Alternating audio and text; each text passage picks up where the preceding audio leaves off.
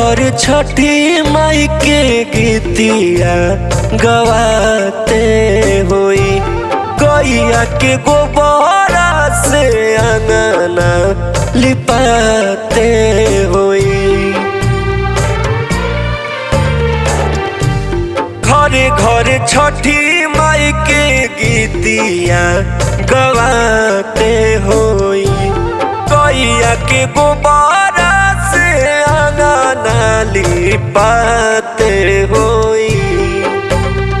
माई मोरी करते होई छठी के बरतिया, याद आवे घरवा दुआर हो। बड़ी भागे आवेला छठी के परबिया, याद आवे घर परिवार हो।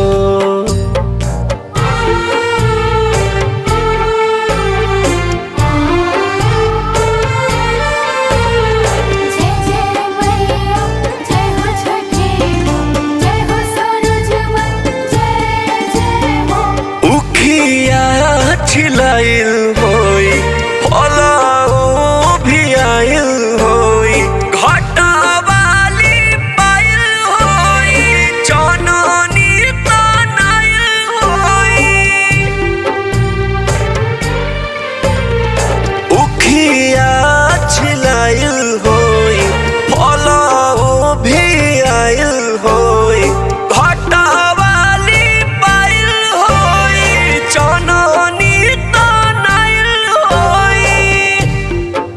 रामा गंगा जी के पानी लहराते होई, घरवा दुआर सब साथे बहराते होई।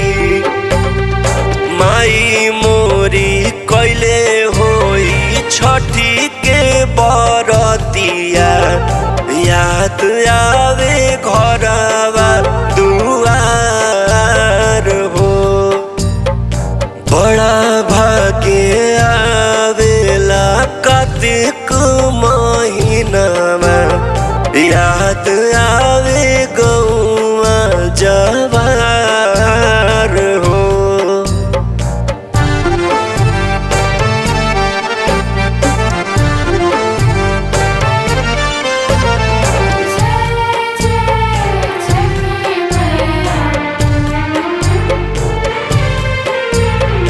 बियारी रंगात होई, गीतिया गवात होई, दौरा सबके माथे होई, घाट सब जात होई।